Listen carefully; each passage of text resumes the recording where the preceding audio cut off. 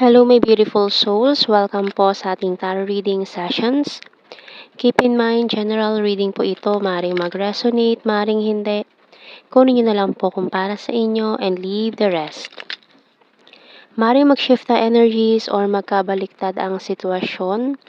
Kaya kayo na pong bahala kung saan kayo nakalugar sa reading natin. So let's see.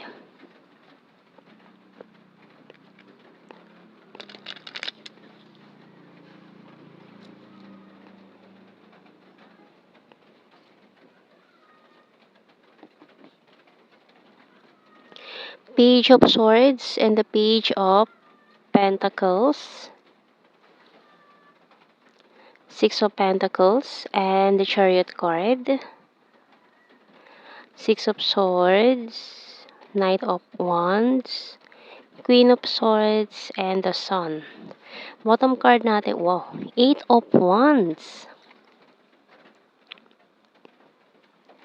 So, meron tayong energy dito ng Leo and Cancer sign.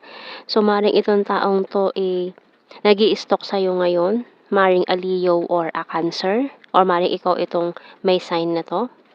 So, itong taong ito ay maaring nag-walk away na siya sa buhay mo noon, pero ngayon nagmamasid-masid siya sa'yo. So, we have two messengers here. The Page of Swords and the Page of Pentacles. So, marami siyang gustong sabihin sa'yo or maaaring pwedeng two persons din ito na interesado sa'yo ngayon. So, tingnan natin ano bang message ng Archangels. Wow! And, ayan meron pa tayong bonus dito na Prosperity by Archangel Ariel. Your material needs are provided as you follow your intuition and manifest your dreams into reality.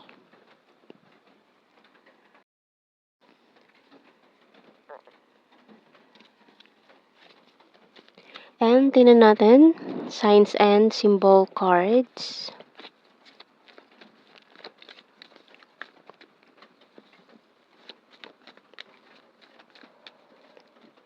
So, we have here the medication. So, nag-move on ka na sa taong to Nag-focus ka na lang sa iyong trabaho, kaya sa pera, ayan. Kaya maganda rin ang pasok ng pera sa iyo ngayon.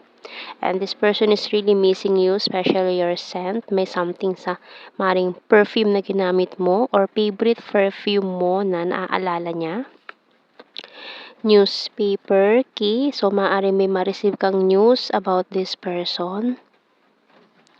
And binocular. So, this person is really watching you from afar, from a distance. So, maaaring long distance situation kayo nitong taong to. Kaya hindi siya makalapit sa iyo hanggang masid-masid lang siya. Especially, stalking sa mga social media accounts mo. And, let's see.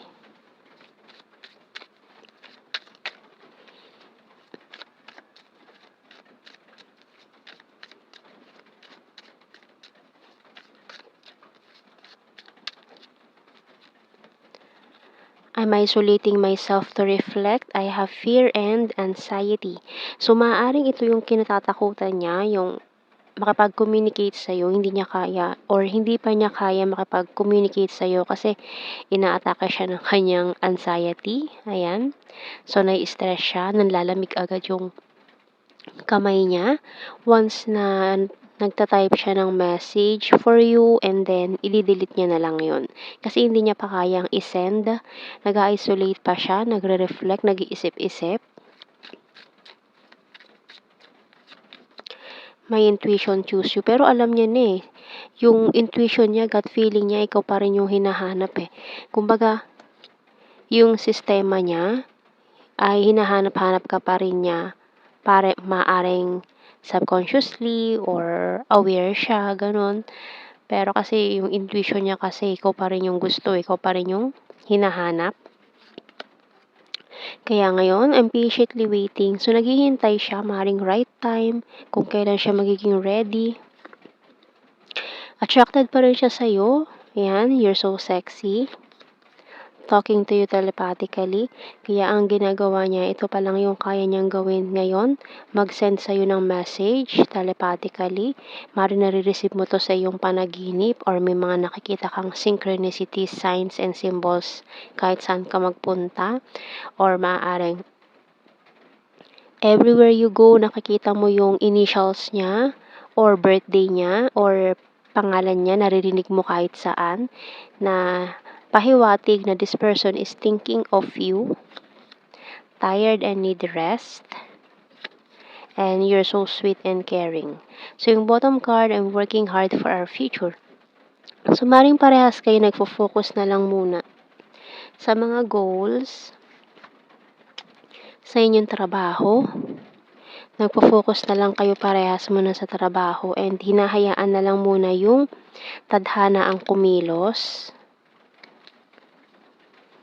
So, tingnan natin. I lost myself for a little while. Kasi nga ngayon para siyang naliligaw pa. Hindi pa niya matukoy kung ano ba talaga yung landas na tatahakin niya. I wish things could be different. I'm becoming a better person. We will be together again. So, ito yung gusto niya mangyari. I wish I could share my good news with you. I look for you everywhere. So, ayan o, nahanap ka nitong taong to. Mahal ka pa rin niya.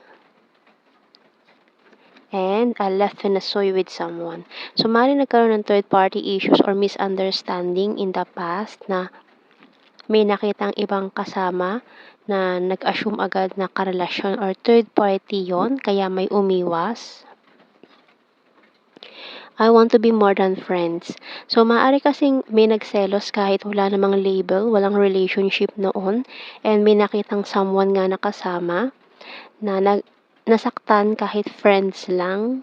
So, kasi itong taong to ay gusto niya more than friends kayo. No? Pero parang may na-friend zone or ayaw masira yung friendship, kaya may umiwas, lumayo.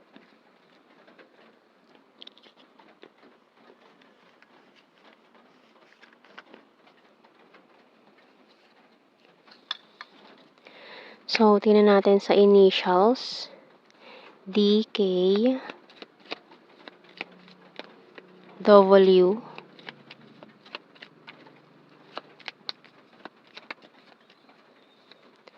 O, X,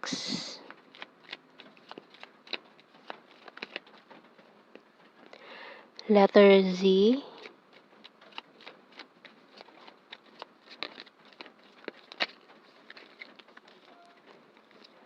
JV, bottom card is A.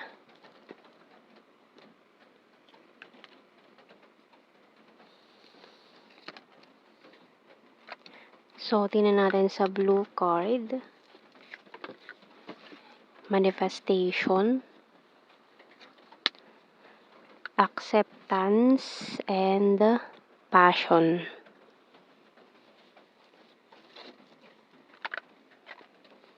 And tingnan natin sa general signs and messages. Quiet person. So, tahimik lang siya ngayon eh. Wala siyang niha-niho, wala. Ayaw talaga niya mag-reach out or kausapin ka.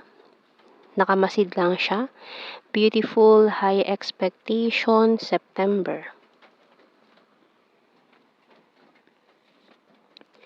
Very serious.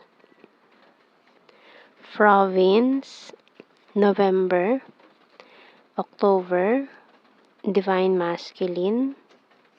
Cup is water sign, Cancer, Scorpio, Pisces.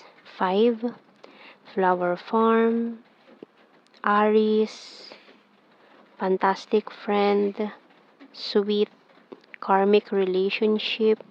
Ayan o, nahihiya pa, shy at first, and ayun, creepy stalker.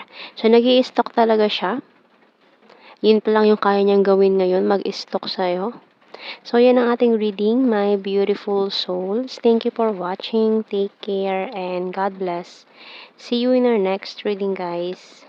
Bye-bye.